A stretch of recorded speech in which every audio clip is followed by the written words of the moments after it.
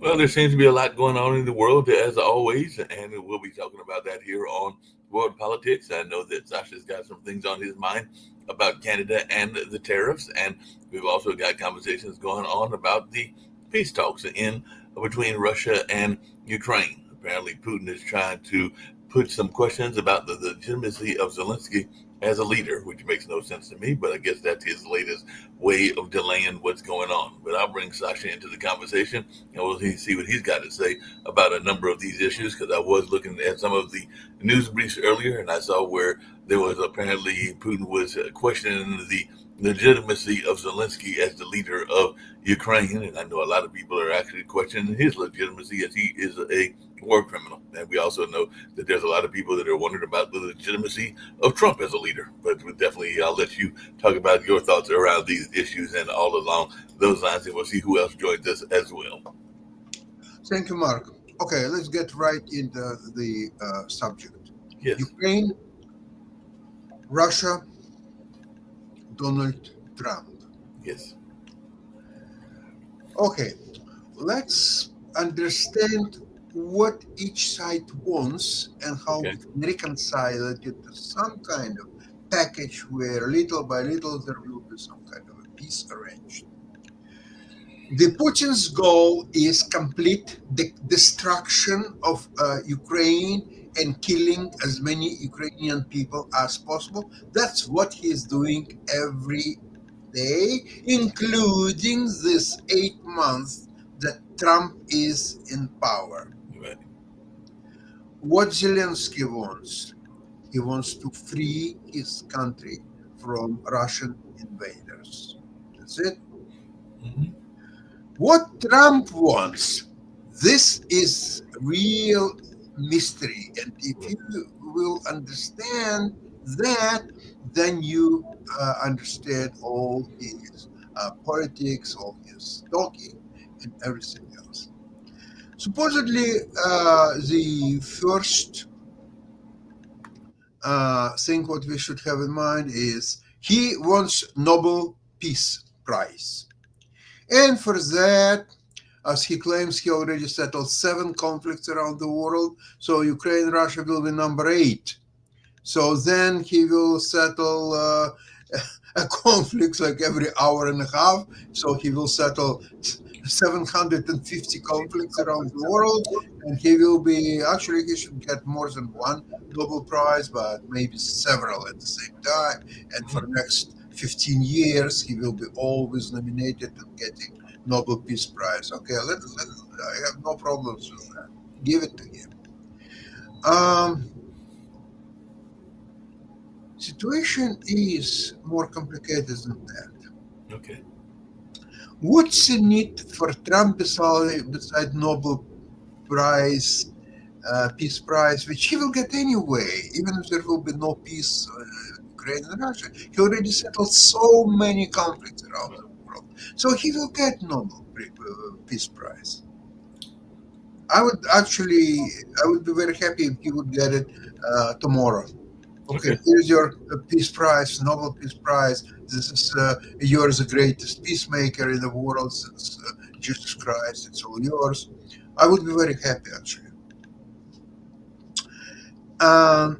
If it wouldn't be for a Nobel Peace Prize, and he would genuinely wanted to have a peace between Russia and Ukraine, why? What's in it for Trump? Right. Or for the United States even? Let's assume that most likely what will happen, the war will continue for another 2, 3, maybe 5 or more years. Right. So Europeans are now providing help to Ukraine by purchasing U.S. military gear, the weapons, the ammunition, everything. So, American companies are making tons of money. Hmm. They will be paying more taxes from their profits. So everybody's happy. It's a win-win. It's a win-win for America. It's a win-win for United States military complex. Uh, everybody's happy. So what's wrong? Why Trump doesn't want America to prosper and to make more money? That's how America won both the First and Second World Wars. They were supplying arms to everybody, and they won both wars handsomely and became the greatest country in the world as military is concerned, at least. So why he is not happy with this development? Europeans agreed. Zelensky has no choice but to agree to that as well, and that's the end of story.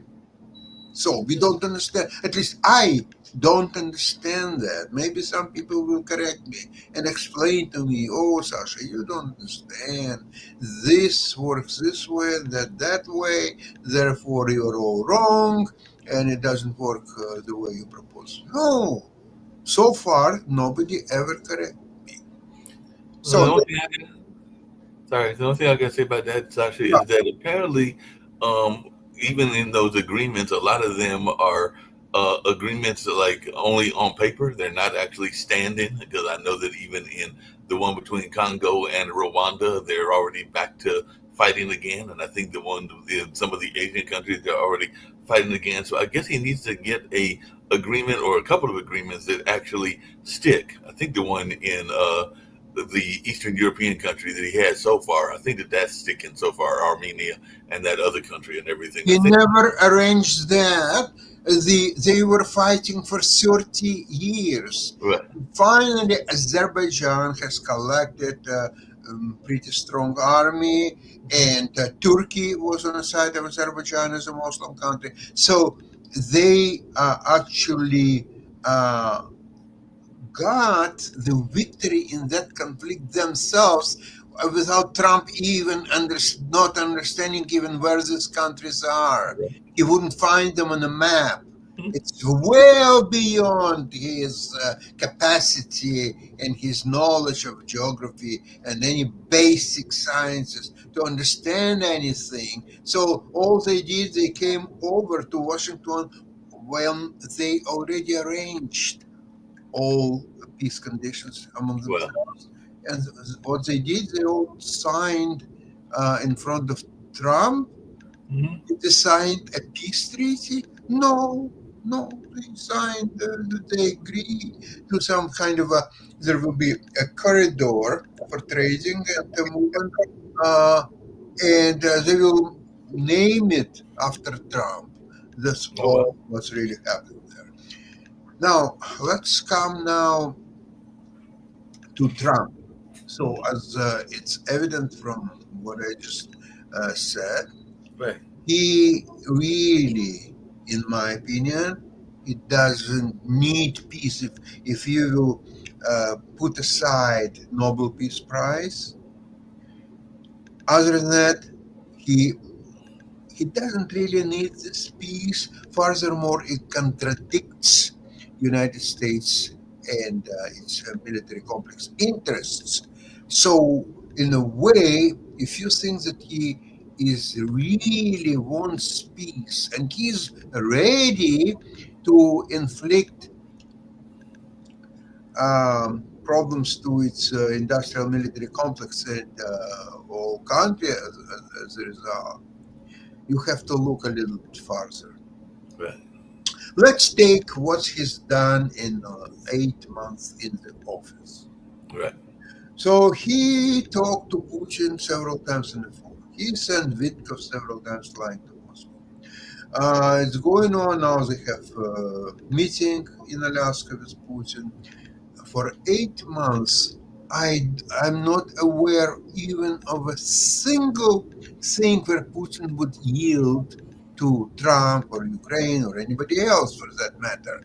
In fact, Putin stands on the same positions which he were 8 months ago. Absolutely no movement anywhere. And Trump is trying this and that.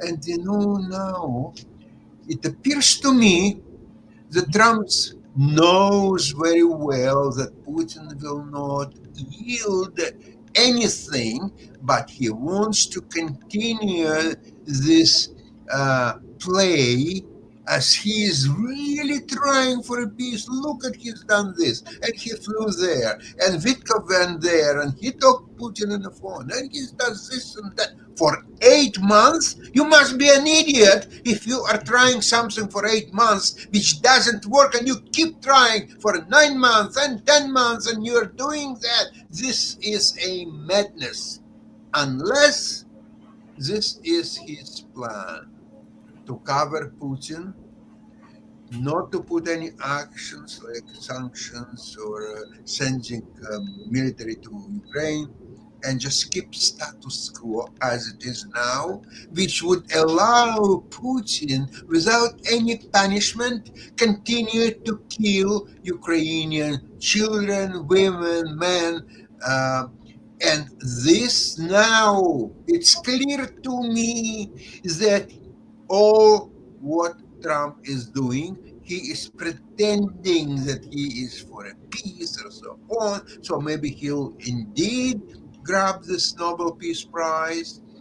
And at the same time, he is not restricting Putin in any way. Putin continue without any punishment kill Ukrainian children, women, and men.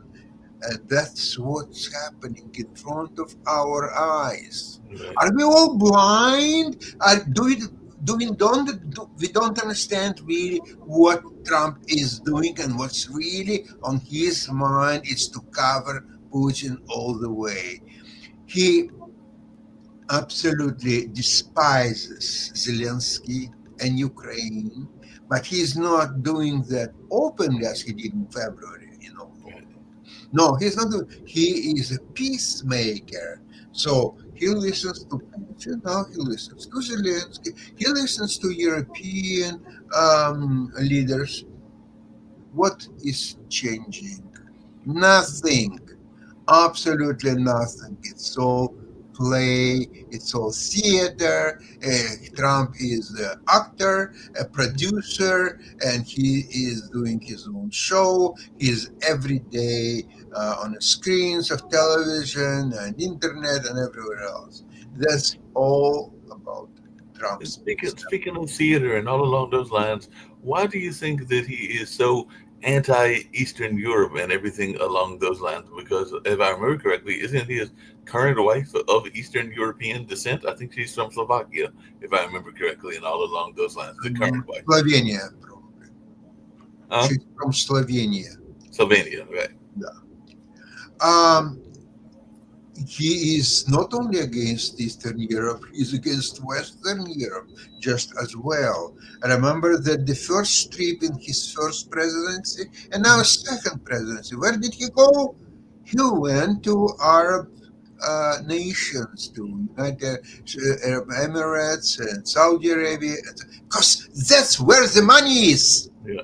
He wouldn't go to Eastern Europe. He wouldn't go even to Western Europe. Do you think that in Western Europe, even one country would give him as a present a Boeing 747 jet? Probably not. I'm not aware of any country. But look at what he's done for himself there in far east. United Arab Emirates. Yeah, in the Middle East. That's what he is doing. By the way, when he went to Middle East, he didn't go to Israel.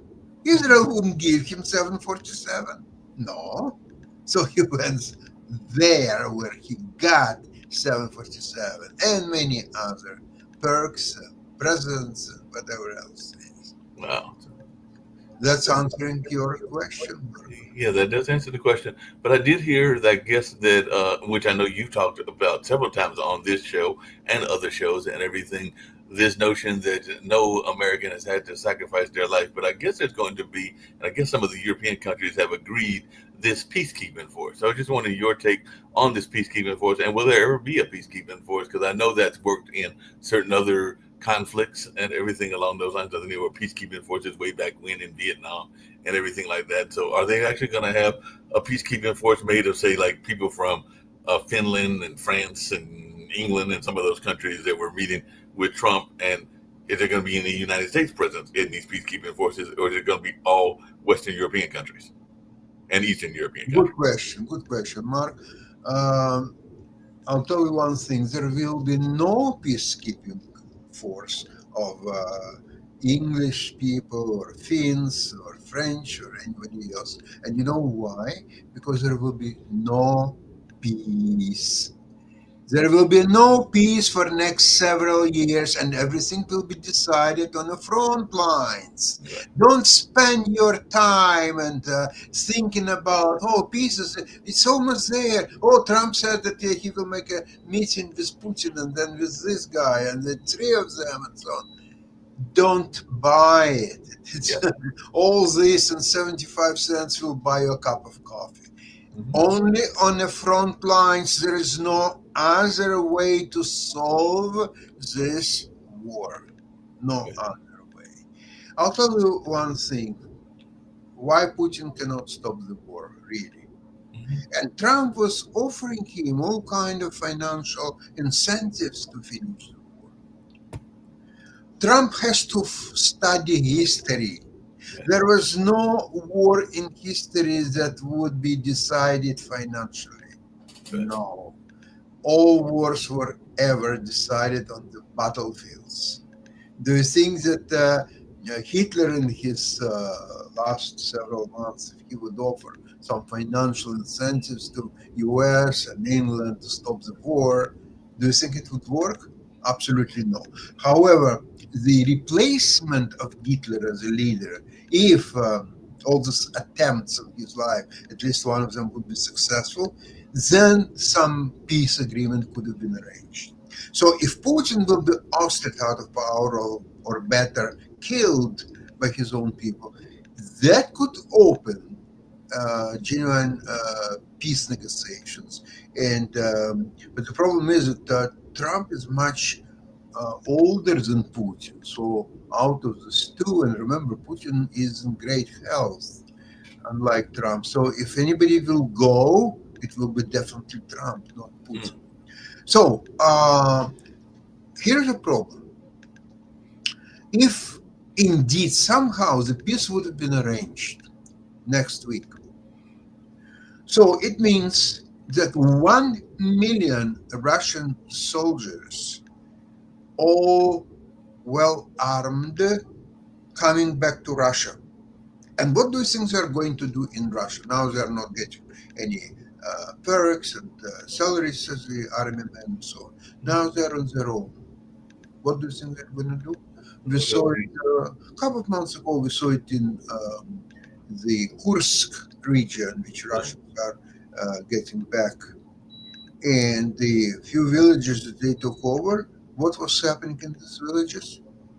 Rape, banditism. That's what these Russian soldiers are doing against their own citizens. Wow. So that's what we're going to do all across Russia. If 1 million armed men who already got the feel of blood, they already know, their hands know how to kill, how to rape, how to grab everything what's available there. They cannot actually lead any other lives except this. So Putin cannot do that. There is another problem. 40% of the Russian population actually supports the war, and this 40% is the most influential part of the Russian electorate, because they're all either in the army or they're all working on this military complex, and or they're party officials or they're other some functionaries. So they're all supporting war. So if you stop the war, you don't need any more military production. What are you going to do with this 40% of population who is doing so well because of the war? What are you going to do with them? Not much. Yeah, what can you This do? is, I don't know if anybody explains that to Trump because he fired 100 people from State Department. A lot of them were professionals on Russia, on Ukraine, so at least they would provided him some advice. He fired all of them. There is no single specialist in his administration who knows anything about Russia or Ukraine or anything. Sasha, it got even worse. I think that I just read and might have been on this news this morning that Tulsi Gabbard has gotten rid of something like 45 or 50% of her own staff, which is supposed to be the defense staff and everything like that. So it might even be even more Russian experts that have been let go of because she just fired a bunch of folks as well. So a lot of these people that are his underlings that are supposed to be in charge of these different departments, whether it's the CIA, whether it's the Defense Department, whether it's a number of these other ones, they are releasing a good portion of their staff. It's all supposed to be part of those Doge cuts to streamline and make more efficient the government and the save money and everything along those lines. But it's Well, losing a she, lot of uh, important she, people. she's known as Putin sympathizer, and she's doing, in fact, not only her, even, okay, I'll suggest something. That Trump himself, if indeed he would have been a Russian spy, let's imagine that could be that he was um, successfully engaged by KGB many years ago, and he is actually, let's say, a Russian spy. Do you think that he could have been done more for Russia and Putin that he's already done? No. I can't figure out that. I Yeah. don't think that he could do anything more for Russia and Putin that he's already done. He's doing maximum. There is nothing more he can do for Putin and Russia that he's already doing. Now, let's come now to the another topic that I want to talk, and I will explain how these two topics work together. Okay. The second topic is that with this Trump tariffs policies, Hmm. there are only two countries in the world who resist Trump and who haven't done deal with them. These two countries are China Uh-huh. and Canada. Right. Now, with China's situation actually is easier than with Canada because all with China will happen. Okay, so Trump will impose 125% tariffs. China will impose 147% tariffs. So basically, all countries will hit each other and then they will talk. Okay, you know what? It's too much. Okay, let's put it this way. We're going to put 15% tariff and you're going to put 12% tariff. How about that? Is that a good deal? No, what's the problem? So it could be resolved. I don't believe that it will, but that's most likely. What will happen? With Canada's situation, completely different. Trump imposed 35% on Canadian goods. What's interesting is that Canada, instead of getting on its knees and asking, oh, please, Mr. Trump, 35%, it's too much, make it 25% or 27.5%, please help us, please. No, you know what Canada did? They stopped all negotiations with the United States. They don't care if it's 35% or maybe 45% or 75%. They don't care because all those percentages are being paid by American taxpayers. It's a hidden tax. This is what is imposed on American taxpayers, and they don't understand that. But that's their problem. I'm sorry, I don't deal with that. Although I must say that a few days ago we had very, very nice, very bright people over in our house, a very good couple, and we talked, and then I realized actually that they are pro-Trump and they support Yeah. his policies and so on. And I asked, what do they think about tariffs? And they said, oh, it's a brilliant move, Trump. They will make so much money for the United States or so. And I said, okay, let's consider a very, very simple case. So here's a $40,000 German car. Now, with the tariffs on in United Right. States is going to be $46,000, 15% of 40,006.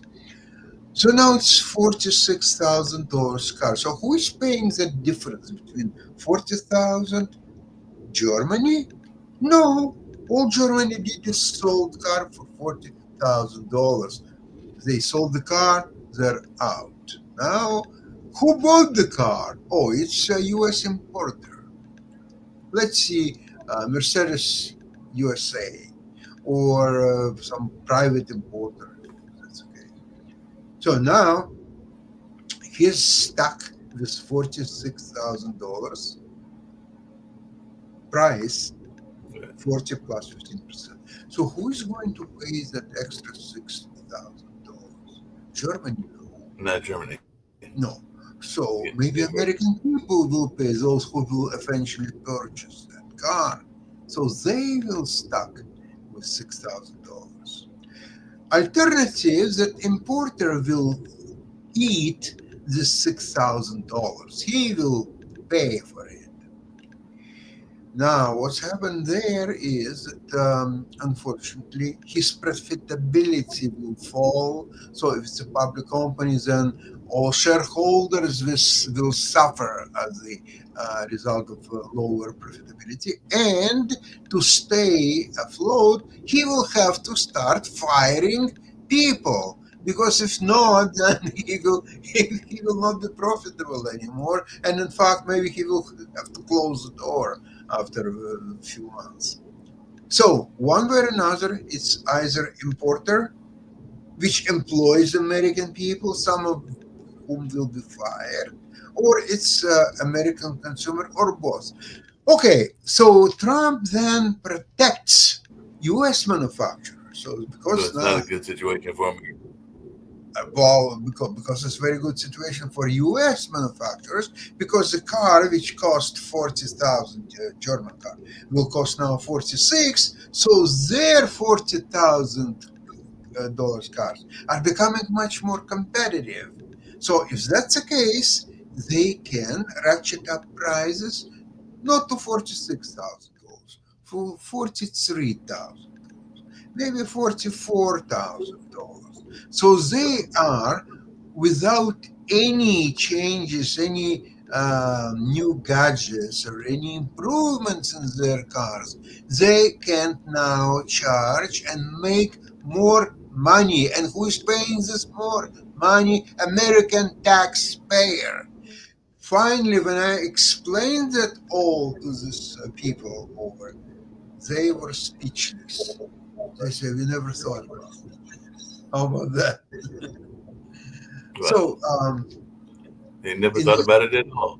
they never thought about it. Yeah, yeah. They were speechless. They were stunned. They were looking at me and they couldn't believe what I just explained them. Although to me, it's an open book. I mean, you don't have to be a mathematician to to explain or understand rather what's really happening there. Now, you're coming to Canada case. With Canada Yes. situation is very different. It's not a transactional situation where Germany sold the car and you put the tariff and then you charge more money. No, it's kind of completely different situation. Canada, instead of dealing with economic situation purely and say that okay, we would like to temporarily put some tariffs, and then we will either cancel them entirely, or we'll keep half of it, or we'll see. Let's discuss. Let's talk. Because a lot of products going, especially in the auto industry, back and forth along the border.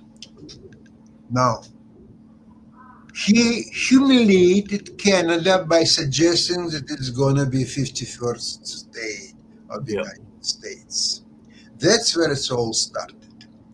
So now Canada realized it's no longer friend, it's no longer neighbor. We have to get out of this trap and never ever deal with this country again.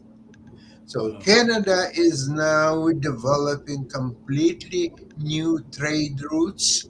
It's in talks with countries all across the globe, including uh, Japan, South Korea, European countries, even Middle Eastern countries. Wow. They are developing new routes for oil and machinery, and the publications that I've seen just early morning today, it was the discussion of the future of seven very substantial companies, world class companies, starting with Walmart. All the production in Walmart Canada, I'm not talking about US, world Right. Walmart has close to 200 stores in Canada, with the warehouses, with the very sophisticated way of delivering products and so on. So now Canadian Walmarts, they're sourcing all food supplies outside of United States. Wow. It will be Asian countries, European countries, any countries, not United States. So think about that all the logistic that has been built to supply the most effective way Canadian stores with American produce. All the people who work in the logistics, all the managers, all the officials, who build their careers and who know nothing in their lives except how to deliver goods from uh, over here in the United States to over here in Warehouse, Canada, they will be redundant. They will be on the street, and all the US farmers, producers, and whoever is working to supply all these products for Canadian Walmart on the streets. Sorry, my friends, that's the way it is. And they go to analyze situation, even with Caterpillar. Mhm. Caterpillar, yes, and they showed one site in Canada when there are uh, tens, if not hundreds, of Caterpillar equipment is Wow. on the street, rotten, Wow. without being used, because what Canada does, it gets all its earth moving equipment and especially mining equipment. They're getting all from Japan, South Korea, Germany, and they're working completely different from Americans. They're not dictating, oh, you have to do this and that, you buy this, and next month you will buy this, so many things and so on. No, they're asking Canada, what is the best way we can accommodate you? What kind of equipment, what options, what features, when would you like to get delivery? And this is just amazing. It's a completely different story compared to American Caterpillar that Canada had to deal with. Sorry, no more Caterpillar. Thank you so much. Canada is no longer your country, Caterpillar. Out. Wow. Then they had seven companies, including actually Caterpillar is number one. Number two was J.P. Morgan. Mhm. JP Morgan is a bank. What it has to do? But it's a bank which financing all the purchases and wealth management and so on. Canada believes that they have their own very good financial companies that can replace JP Morgan. Thank you, JP Morgan, for so many years of great service. Out. We don't need you anymore. All the government and provincial contracts for anything that government normally contracts companies and so on. No US company is allowed to bid on Canadian contracts. Period. So, Mark, to make a long story short, do you think Carney has any need to talk to Trump about anything? No, he doesn't have any need. He's doing good by himself and keeping your country going well and all along those lines. So he doesn't have to talk to Trump. And just like you said, Xi over there in China doesn't really need to talk to him either. So he's probably alienated a lot of folks in terms of some of the world leaders and everything like that. So yeah, he's kind of isolated in the U.S. There used to be a time that America talked about being isolationist, but I don't think they were talking about it in this kind of way and everything. And he's always talking about "Make America Great," which is another form to some degree of isolationism because this is supposed to be a world economy. But definitely, it doesn't seem like he is too concerned about that because he wants all the products, whether it's Caterpillar or the coal mines or the car manufacturing or a number of other things, including one of your favorite things, NVIDIA and everything, to come back into the United States. And I don't think that there's a U.S. disk manufacturer, so he'd have to do some serious maneuvering even to make that industry come here because it is definitely a Asian-based industry and everything like that. So he doesn't have a clue, like you said, and everything along those lines. So I don't get it, but then again, I'm not the MAGA head. But there's a lot of MAGA heads out there, and they are going to stand with him till the end. And well, you probably can't change their minds, no matter what facts you throw at them.